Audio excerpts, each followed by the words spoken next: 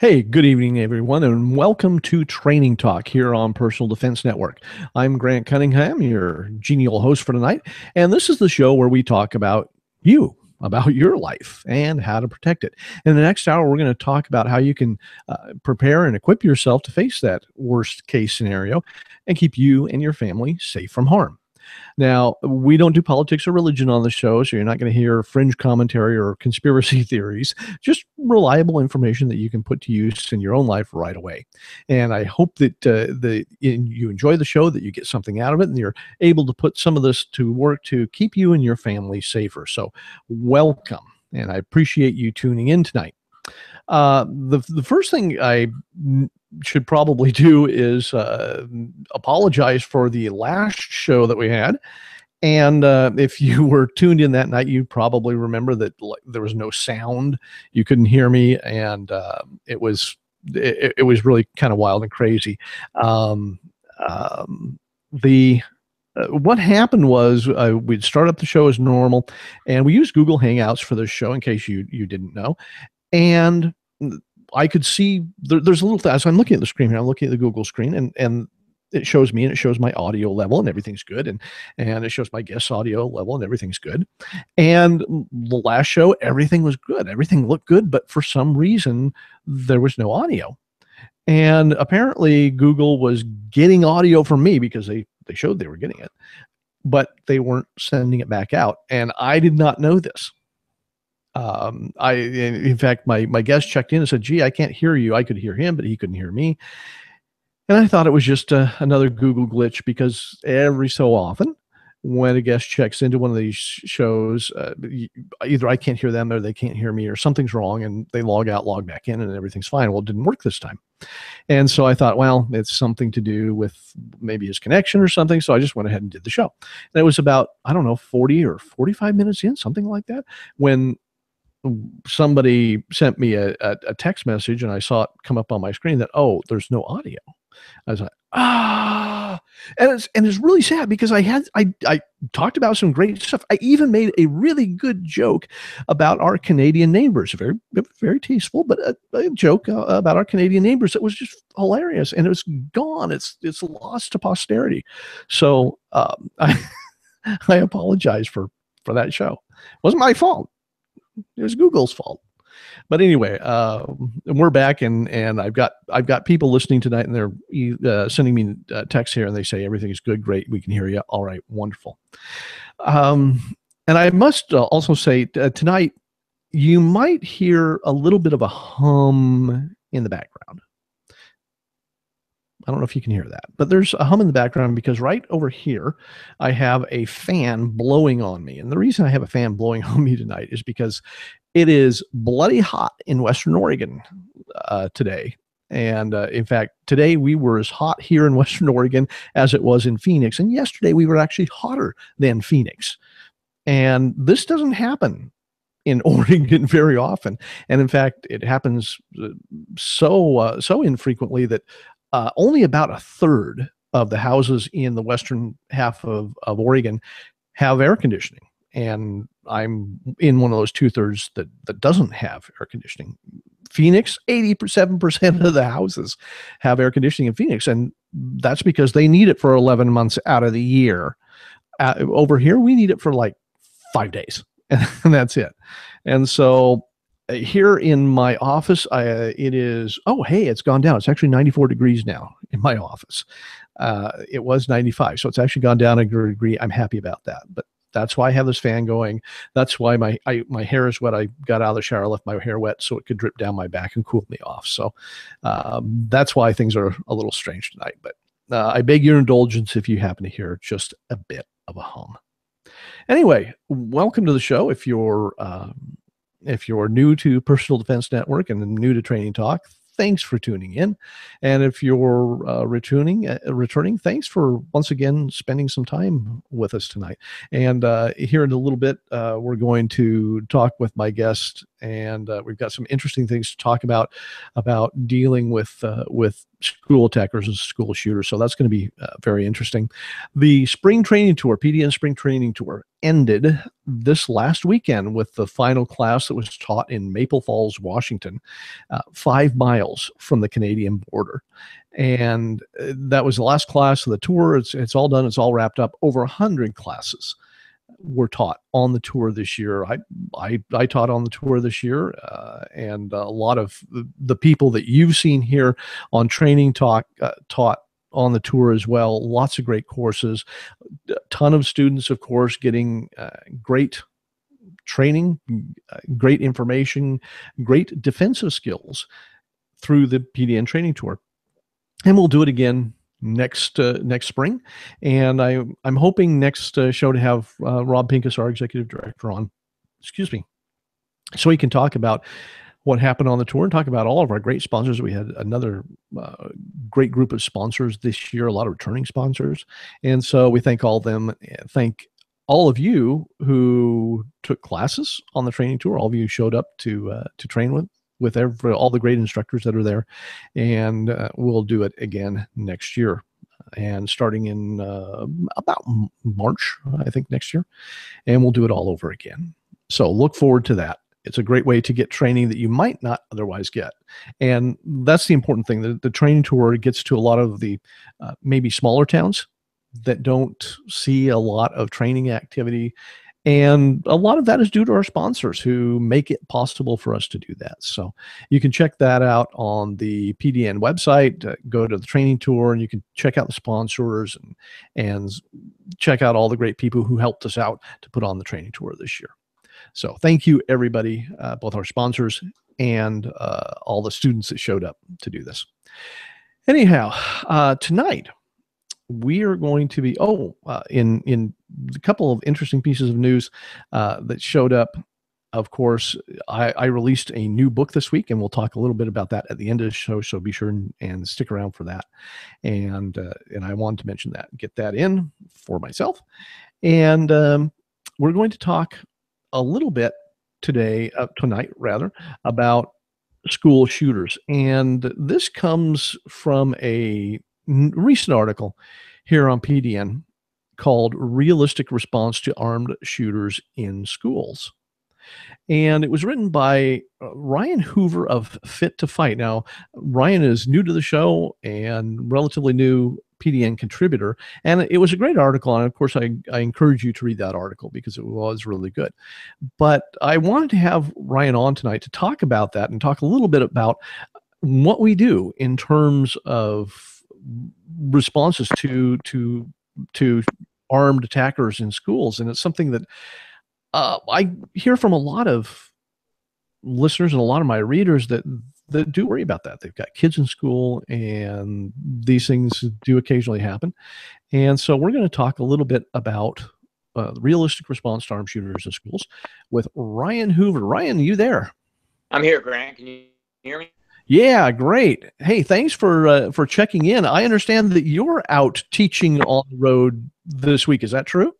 I am. I'm in San Antonio, Texas. Got here when I'll be here till Sunday. Oh, wow. Okay. So tell us, your company is Fit to Fight. Yes, sir. And tell us a little bit about Fit to Fight. Okay, so Fit to Fight is it's an international kind of training organization. We as our goal was to train other people to run programs within their training centers, kind of an instructor development. So we, our main focus is on self-defense, but we do some other things with relating to sport, fighting, fitness, that kind of thing. And then as an extension of that, because of the times, we've kind of adapted. We've done years to dealing with these sorts of. That's where our active killer came about. Okay, cool. So tell me a little bit about your background in self-defense, and I understand that you come out this from kind of a martial arts perspective. Is that fair to say? Yeah, I think so. I'm not former military or police or anything like that.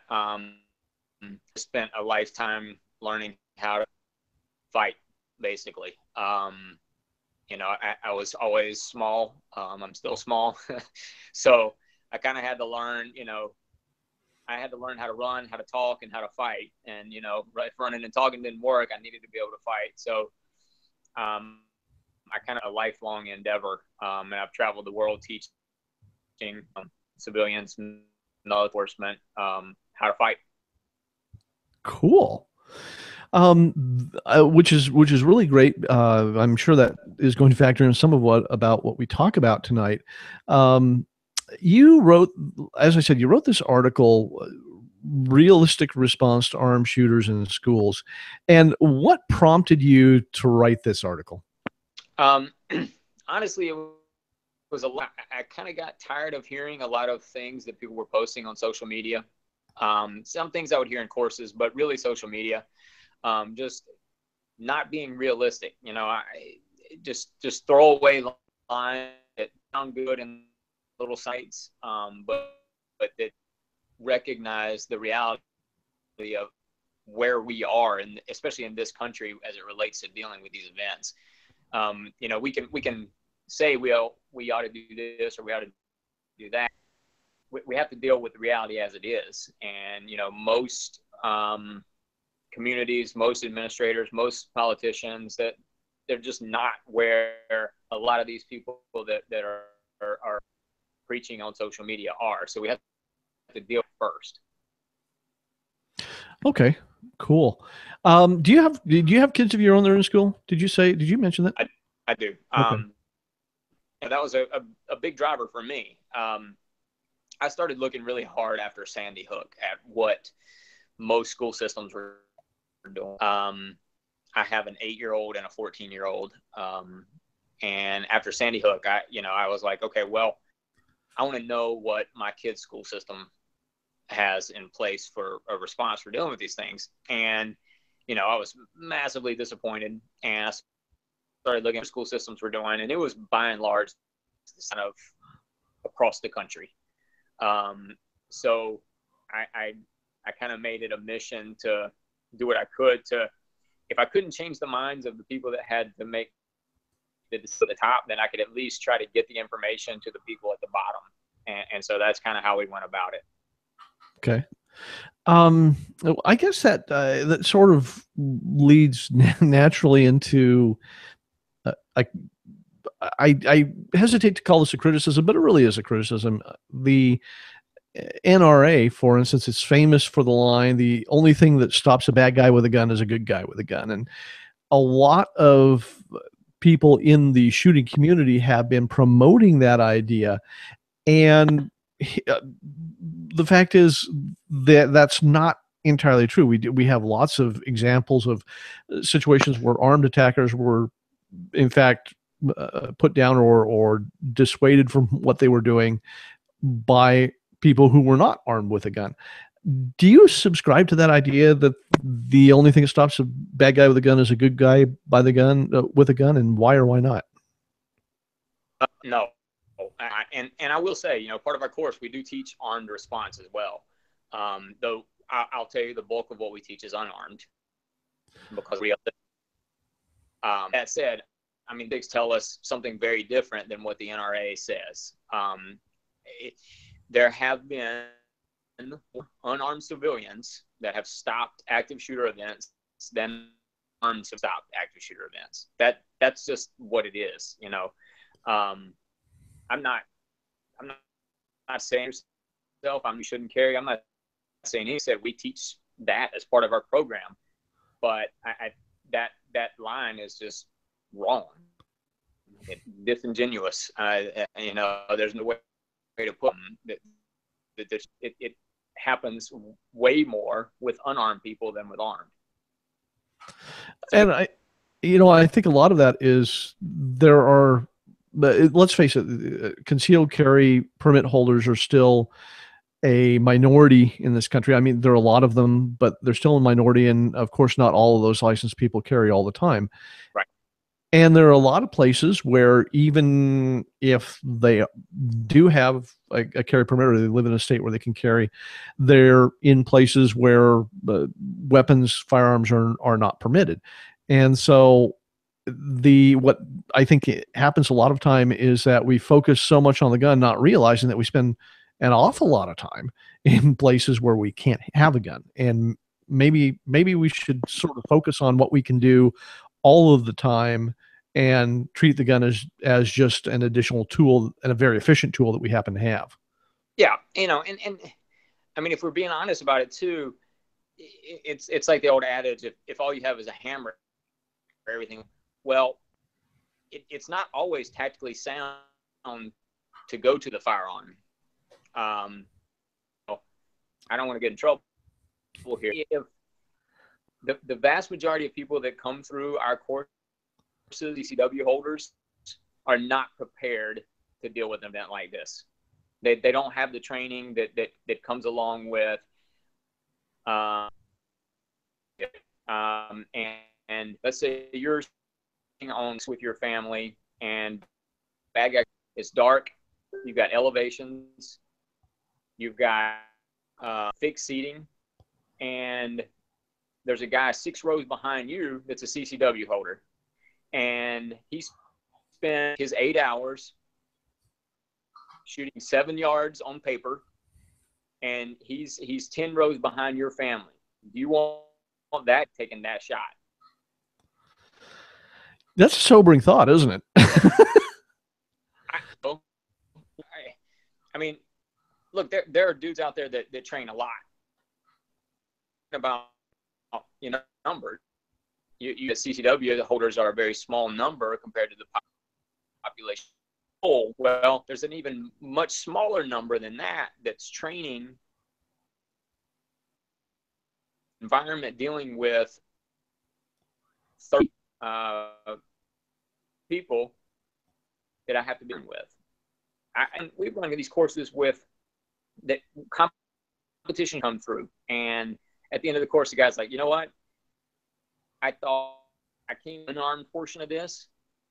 I really wasn't concerned at all with the armed portion of this, but now I reckon I'm not prepared for an event like this. Does competition shooting. That's what he every weekend doing.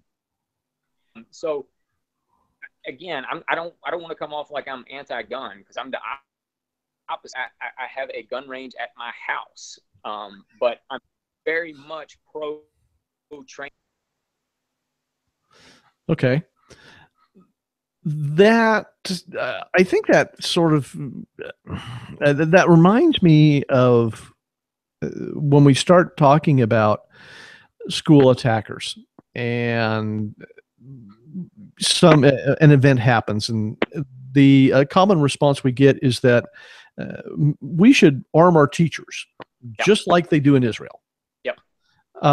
Good idea or bad idea? I'm going to go with an independence here. As a just kind of as armed teachers, I think it's a terrible idea. Do you remember what your 3rd grade teacher was like, Grant? You want that person carrying? Yeah, I remember her. Yeah. Okay, so and I'm always, and this is part of why I wrote the article. Most school systems won't even have us come in to teach an unarmed. So if we just deal with the situation, if they're not willing to teach unarmed, if they're not willing to teach people how to barricade doors, if they're not willing to teach people how to drill these kinds of things, do you really think put guns on teachers? Yeah, that's a good point. And beyond, if we go back to the movie theater with the CCW holder, now you put a teacher in a classroom. She's got 25, 30 4th graders. Guy comes in the door. How much is she training? Now, you're going to let me pick 6 teachers in that building, and you're going to let me train them like a SWAT team? Okay, now we can have a conversation. Israel is not a good example. In Israel, all those teachers served in death. So that's not a good example to me. It's a very different set of circumstances. It's funny you mentioned my third grade teacher. I was flashing back to her, and let me tell you, she was scarier with a ruler than most people are with a gun. Let me tell you that. I'll just leave it like that. And wow. Anyway, so it's funny. I haven't thought about her in ages. So yeah, I would tend to agree with that. I think that sometimes we sort of romanticize, particularly other places, and particularly Israel, in terms of the way that they arm teachers. I think that perhaps we don't understand that it's a very different environment, first of all, and very different people, and the parallels are just not the same here. And I think, yeah, and I think the other thing we have to deal with, of course, that we have here are teachers' unions who, by and large, will oppose that sort of thing anyway. So it's just not the same. Right, and that goes back to us dealing with the reality of the situation. Yeah,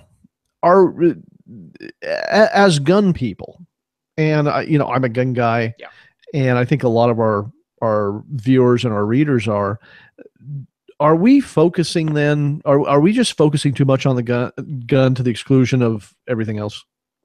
I hate to generalize, but I think by and large, and I think that creates a problem on a few levels. If we're always making it about the gun, then it's very easy for the other side, the anti-gun people, to always make it about the gun, which is what they tend to do. That's what tends to happen. Instead of us dealing with mental health issues or those kinds of, if they always make it about the gun and we always make it about the gun, well, it's easy to see how that happens. And then beyond that, again, reality is what it is. If everything looks like a hammer, or if all we have is a hammer, everything looks like a nail, and just good tactics, that's always the case. It makes more smash somebody in the face with a to try to put a round down. So let's sort of take an overview of this, and we've talked a little bit about the issues we're having. Let's talk about some of the solutions, and let's sort of start with a 50,000-foot view.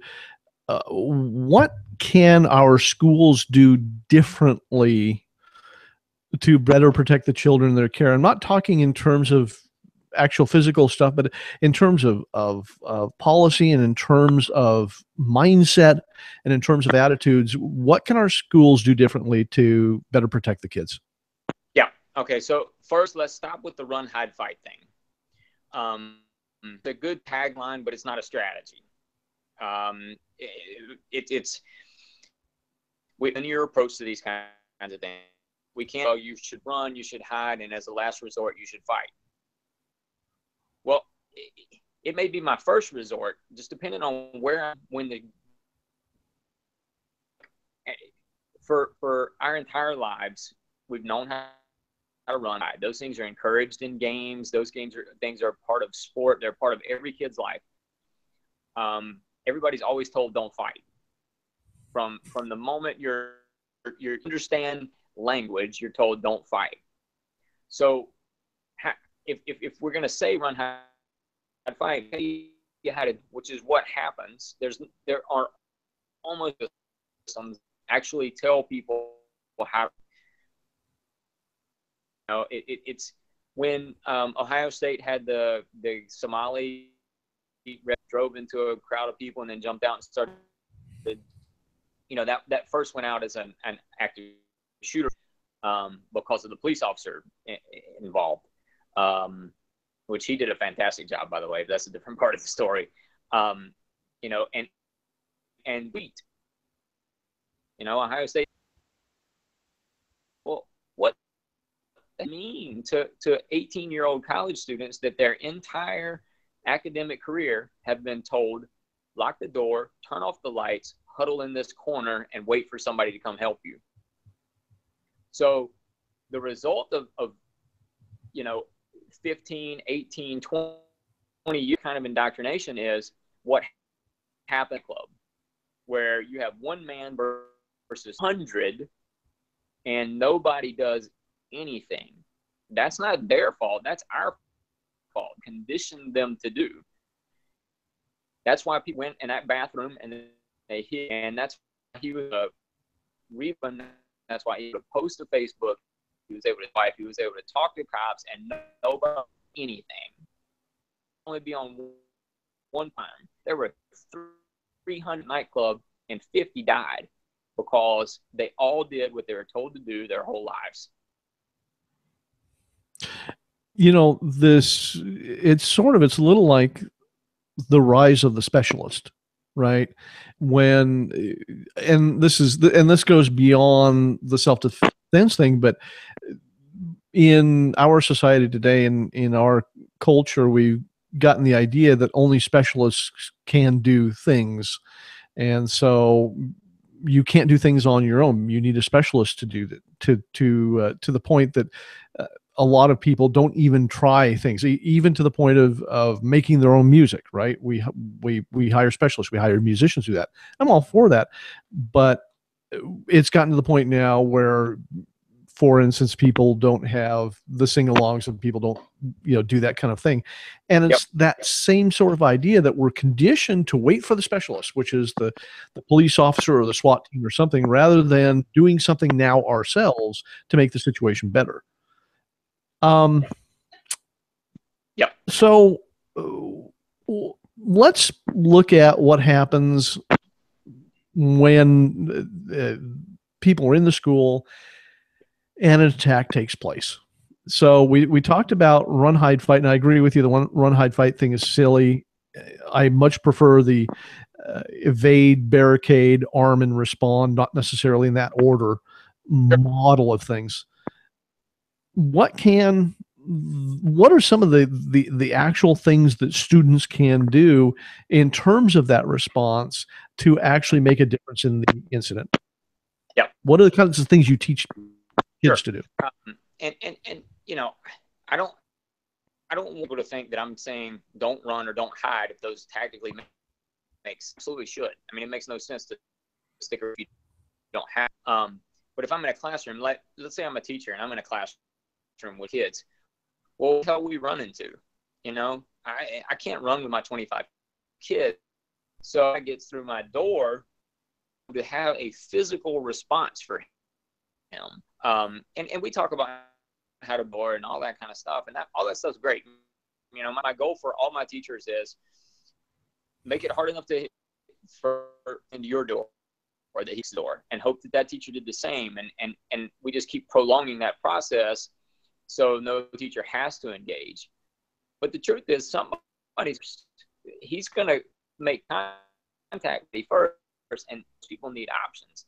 And if he comes into your classroom before you've been thing down, so beyond barricading the door and that kind of thing, we talk about how to place, about how the teacher needs to inside the door. And we teach based on how much time I have, but we basically teach two responses. One, hands-on with the firearm, and redirection, control of the weapon, and some. And the other is going hands-on with the a tackle, basically. And I know it sounds crazy if we go back to thinking about your third grade, but you'd be amazed how these all gross movements work for just everybody. When it comes to school shooters, we're not talking about guys aren't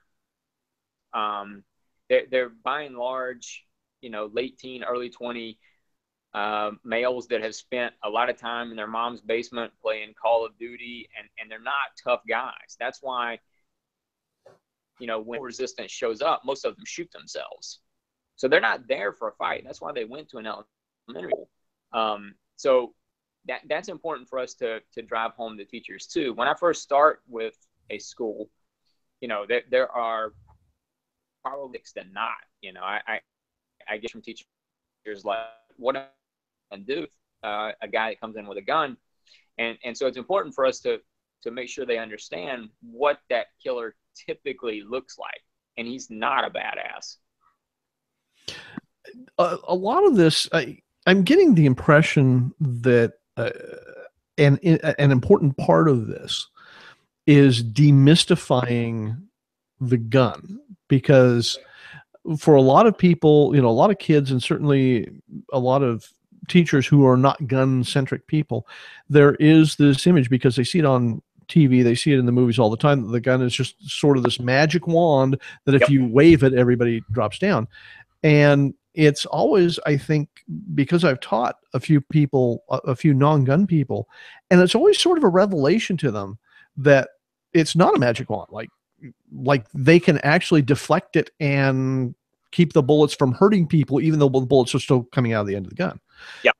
Do you find that to be the case with a lot of people you teach?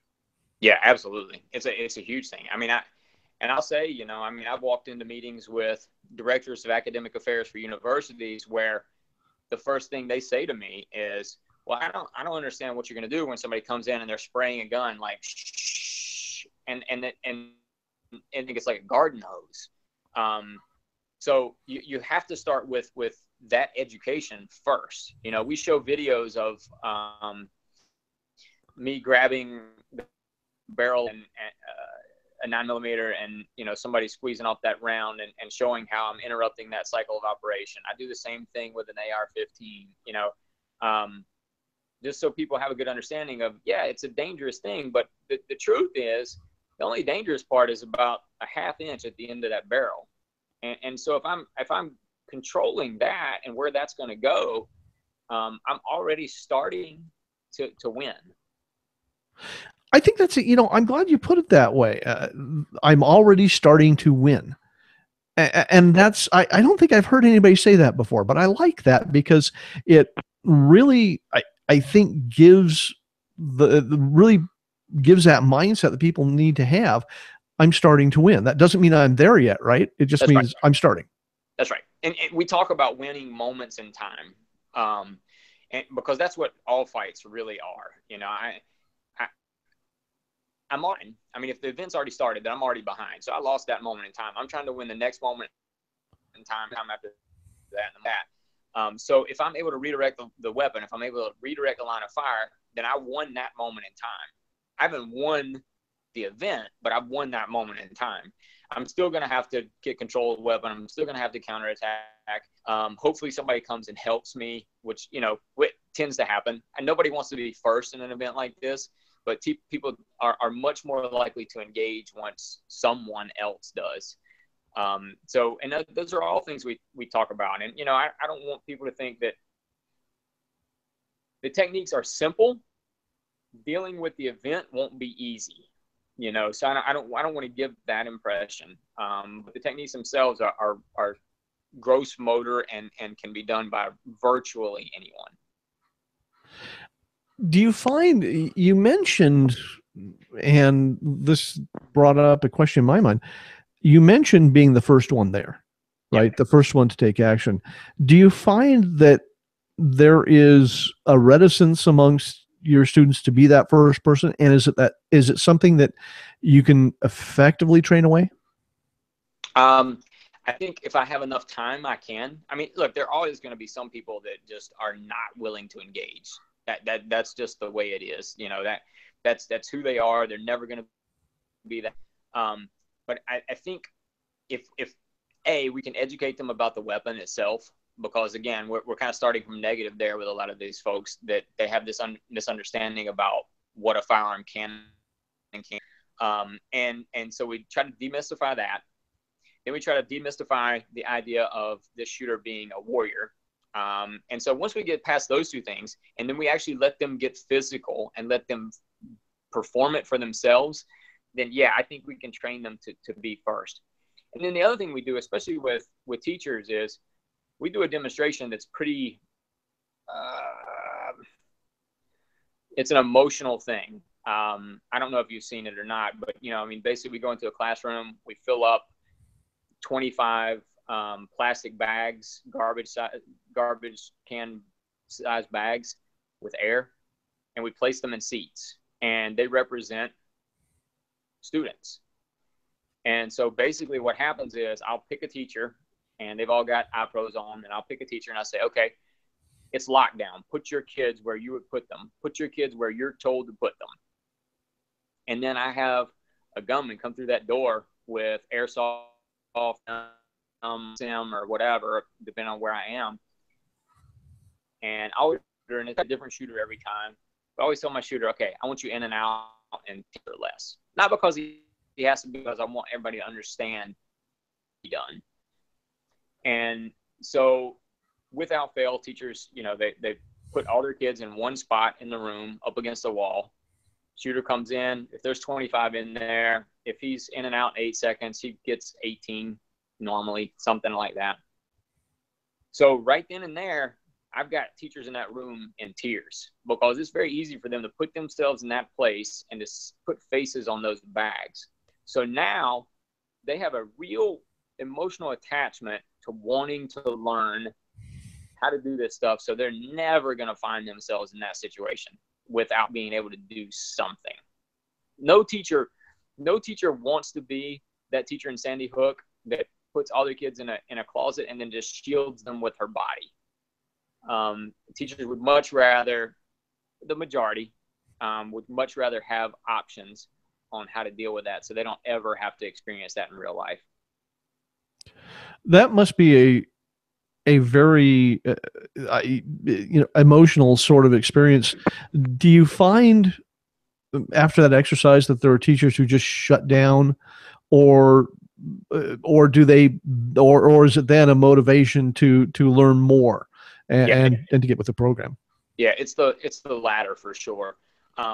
We have had some teachers that, we had to, have a conversation with, but nobody has ever bailed out of the training. That demonstration almost always makes people want to learn more, because again, they don't ever want to find themselves there. And I got to a point, Grant, I'll be honest, where I probably did, I don't know, 15 of these in last year. And I got to a point where it was starting to wear on me, doing that demonstration over and over again. And honestly, that's why I try to pick a different shooter every time. I've had shooters break down in that drill. Oh. So it's a pretty emotional thing. But I think it's important to put people in that place sometimes. So they at least have the motivation. If they, before going in, if they didn't think that they could do something about it, at least now they have a real understanding of what happens if they don't do something about it. Right. Okay. Cool. That sounds like a very interesting exercise, and I would actually like to see that in person. I want to if you don't mind, I want to take just a couple of minutes here and pause a couple of minutes, because I need to talk a little bit about something, and then we'll get right back into it. Okay. No problem. And I wanted to talk a little bit about premium membership here at Personal Defense Network. And everybody knows about all the great free stuff, all the great free information that we have at Personal Defense Network, including great articles like the one we're talking about realistic responses to armed shooters in schools. And we have, of course, a lot of free videos and that kind of thing, but we also have the premium side of Personal Defense Network, where we have the full length, the DVD length videos, and the video courses and the video collections, with just tons of even more in-depth information. There's so much there. I tell you, I've been a premium member since we started, and I haven't seen everything there. And I'm always astonished when I go over to the premium site and look at some of the new stuff that we put up, and there's always something new, and there's always really great information from a lot of world-class trainers. Well, you can get access to that too. All you need to do is become a premium member here at Personal Defense Network. Sign up for premium membership. If you're watching this on the Personal Defense Network site, there's a link down there to sign up for premium membership, and I hope you take advantage of that. And premium membership is usually $39.95 a year, but I've got a deal for you. Because you're watching this show, you can get your first year of premium membership here at Personal Defense Network for only $10. That's right, just $10 for your first year. And this is not like restricted membership or something like that. No, this is your first full year of membership in premium membership at Personal Defense Network for only $10. So how do you get this, you ask? Well, you simply go to the sign up for premium membership. And when you get to the checkout, there'll be a box and it says either discount code or coupon code. I don't remember which it says, but all you have to do when you see that is to enter this code, GRANT, the number 1, the number 0, all one word. Whoops, there's my finger. GRANT, the number 1, the number 0, all one word. And that will get you your first full year membership, premium membership here at Personal Defense Network for only $10. Your first year for $10. That's a deal. That is a serious. So take advantage of that. Sign up for premium membership at Personal Defense Network and get access to all of those great training resources, those full-length DVDs, those video collections, those courses, video courses that are there, and get started on that today for $10. Again, the code is GRANT10, GRANT, the number 1, the number 0, all one word. Premium membership at Personal Defense Network. Take advantage of that because it is a screaming deal. All right, let's get back to the conversation with Ryan about realistic responses to armed shooters in schools. And you brought up, we've talked a little bit about some of the things that students and teachers can do. And one of the things that I wanted to ask you is about improvised weapons or environmental weapons, things that they can use that might happen to be in the classroom. Do you teach much of that, and what kinds of things do you teach? We do. There are some teachers, it's rare, but there are some teachers that just do not feel comfortable going hands-on. And I mean, the truth is there are some teachers who did just have some physical limitations. So yeah, we teach, if you think about the typical classroom, I mean, there are a lot of things in that room that can be used as a weapon, from chairs to fire extinguishers to a pair to a laptop to all sorts of things. Look, I've run drills where I would have a shooter come through the door and him not know what I'm doing. And I'm standing inside of the doorway with a foam punching pad and just blasting him in the face with it. Not that it's going to do any damage, but you see real fast how that's a game change. That has no idea that that's about to happen. Something like a fire extinguisher or a chair or, anything that I can put in my hand and swing. Then it's and I think a lot of people kind of feel empowered by that too, if they have something that they can put in their hands and rely on beyond just going hands-on. So yeah, those are things that we demonstrate with and whatnot, just like we would with how to barricade a door and that kind of thing. It's been a long time since I've been in a school classroom. Yeah. And so, I'm thinking back to when I was in grade school or perhaps high school, and thinking about the things that were in my environment. And I can think of a few things, and I'm sure that there are I'm sure there are more things in classrooms today than, I had.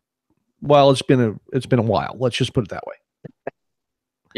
Yeah, for sure. I mean, you can look at around and, cause we do some corporations too. I mean, the typical office, there are tons of things that you can use to hit a guy in the face with when he comes through that door. It's just, again, if we harken back to the average teacher, they're not gonna think about these things unless we put it in their head. And a lot of times too, Grant, there's some level of just giving them permission to do these things. Teachers are rules. They make rules. They implement rules. They execute rules, and as an extension of that, they're rule followers too. And sometimes they just need somebody to come in and say, look, it's okay to stop somebody that comes to commit violence with violence. As a matter of fact, it's the only thing that stops these shooters, whether it's violence committed by themselves to themselves or somebody committing violence to them. That's the only thing that stops these events. And so we have to let them know that not only is it okay, it's kind of their job. It's kind of their duty. If you've got my kids for 6 or 8 hours, I expect you to not let them run out in traffic. I expect you to not let them play with fire. I expect you to not let them, stick their finger in an electrical socket. I expect you to do what you have to do to protect them from whatever happens. And so if that means that there's a shooter in the building and you have to place yourself between that shooter and my kids, then I'm sorry, that's what I want you to do. And I would like to give you the tools to do it. I think that's important, getting trained to do it. And it's funny because you had mentioned that, and I was starting to look around here in my office where it's still 94 degrees, by the way. So I was looking around my office and I was thinking, so I've got my computer keyboard here, right? So Yep. Here's my computer keyboard. This is happens to be a Macintosh keyboard. And I'm looking at this thing, and it's got this edge on it. I got to thinking, holy cow, if I swung this thing at somebody's head, yep. If I hit their throat, I'm gonna crush their trachea. Yep. If I hit them in the head, I might just split it open. This could be a seriously formidable weapon. I'd never really thought about that before. Wow. Absolutely. Lap, whatever. I mean, look, again, that guy that comes through that door, he's expecting people to be huddled in a corner. He's expecting no whatsoever. That's why he's there. So when he comes through that door, first thing that happens is that keyboard gets smashed into his face or his throat or whatever it is, or I stab him in the neck with a pair of scissors or, whatever. Those are game-changing kinds of things. And now we're starting to win moments in time. I like that. And we go back to winning a moment in time. Yep. That's it. We've been talking primarily about schools because your article was primarily about schools, but you talked about working in an office because we do have these things happen in places of work. The disgruntled employee is almost a caricature now. Yep. And so do you teach this to adults in the workplace as well? And what changes? What do you have to change in terms of teaching them as opposed to teaching teachers and students? The only thing that really changes is the motivation. By and large, they're protecting themselves. They're not protecting others. In terms of the actual hands-on response, it's the same. It doesn't change. The tactics are the same. We barricade the doors the same way. All of those things are the same, be similar.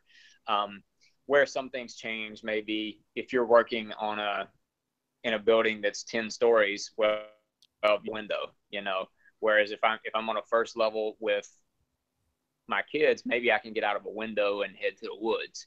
So there's some small things like that, but by and large, there's really no difference. Most offices, there's one point of entry and that's where I need to be. If that's not the case, then maybe I have time to bear one and I sit myself at the other, those kinds of things. But the reality is, if there can be a police officer in the parking lot, and if he or she hears shots fired, it's still going to take them a while to figure out where those shots are, get in the building. Maybe it's a building they're familiar with, maybe not. And it's going to take some time to engage that shooter. So, we're really big on making sure people understand if you're the person in the building, you're the first responder.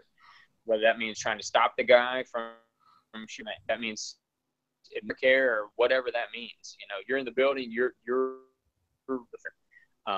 hopefully somebody's coming to help. But if we look at Pulse nightclub again, that shooter was engaged in the parking lot within 10 seconds.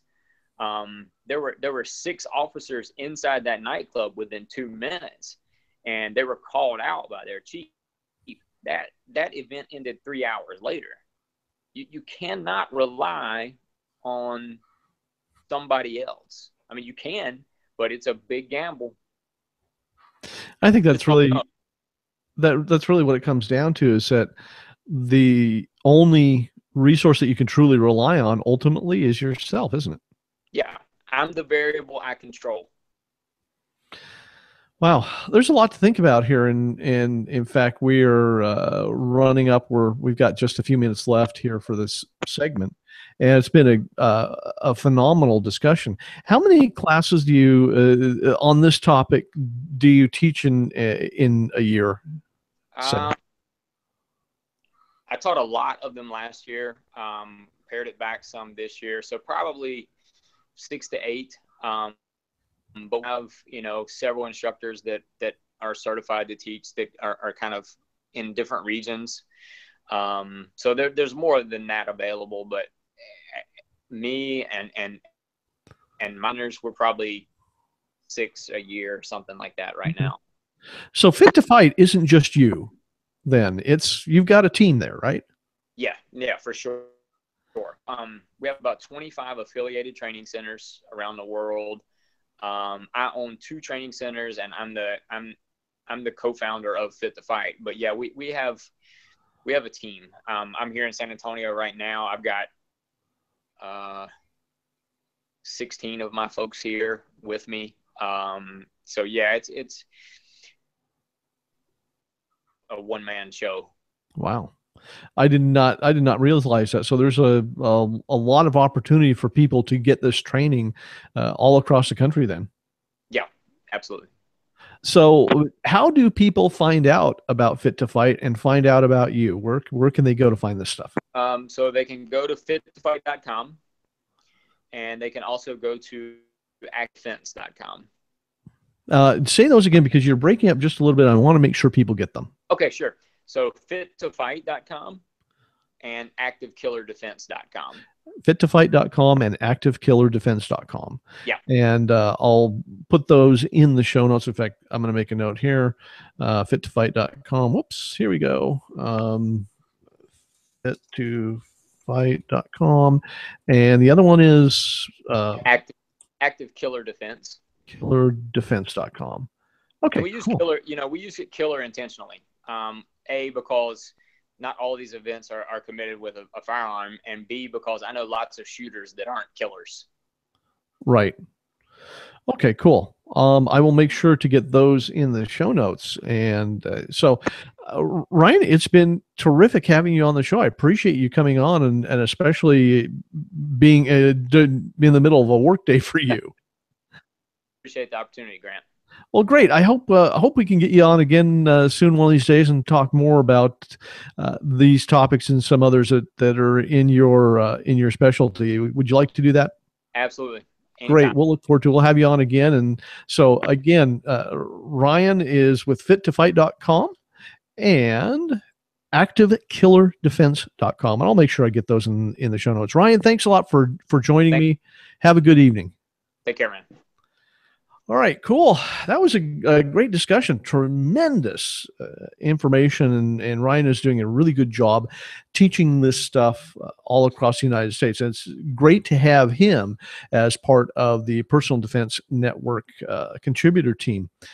Good guy, very knowledgeable, and understands this stuff. And it's really important, I think, that everybody get this change of mindset, that we win moment to moment, that you have just started winning. I like that. That's a great turn of phrase. I'm going to remember that. So great discussion. Be sure to check out his sites, fittofight.com and activekillerdefense.com. We've got just a few minutes left here, and it is it's still 94 degrees in my office. So I'm going to say a couple of things really quick, and then we're going to cut this off, because quite frankly, I'm just about ready to pass out from the heat here. Of course, don't forget our next show, which is 2 weeks from tonight, which will be August the 17th. So don't forget that. Same place, same time, 6 o'clock Pacific time, 9 p.m. Eastern time, right here. I wanted to talk for just a moment. I released a new book this week called Prepping for Life, and it's available on Amazon, both in paperback and in Kindle format. For some reason, that's hard to say. And of course, it's available on the iBooks bookstore as well. And Prepping for Life is subtitled The Balanced Approach to Personal Security and Family Safety. And the reason I wrote this book is to get everyone involved in personal security from a much broader standpoint than we usually think about. We usually think about guns and maybe knives. A few people like Ryan take us down into the empty hands defense and things like that. But personal security is also about burglar alarms and situational awareness and having medical kits and having evacuation kits should you need to go someplace, and preparing for winter storms or tornadoes or earthquakes, which was what we face here in the Pacific Northwest. And the whole purpose of Prepping for Life is to give you a framework by which you can plan all of your responses so you know where you need to put preparation resources. So for instance, if you taken a lot of gun classes but maybe ignored those medical classes, like a lot of people, I know a lot of us have, this book will help you see where you need to prepare and how to prepare. It doesn't go into detail. I'm not going to teach you how to make a medical kit or how to put together a bug out bag. That's not what this book is about. The book is designed to give you a planning framework so you can plug in all of the stuff that you do for your personal security and family safety. And phenomenal books, getting great reviews. It was #1 on Amazon in the Kindle store earlier this week, and #3 on Amazon Books. So terrific book. Check it out. You can go to my website, grantcunningham.com, and I've got links, and I talk about it in my blog and social media and all that sort of thing. So check that out. Also, if you have any questions or maybe want to suggest topic ideas for the show here, send me an email at grant@grantcunningham.com. I enjoy getting the emails because sometimes I get some ideas for show ideas, and I get questions that some of them I read on the air. And so I love getting those emails. And so send those around. Somebody even emailed me and offered me money for a haircut. I didn't take him up on it because, as I said, I don't want to end up looking like Rob Pincus. But with my receding hairline and everything else, I would too. But I enjoy getting those emails, even the ones that make fun of my hair. Yeah, I enjoy getting those. So Grant at grantcunningham.com.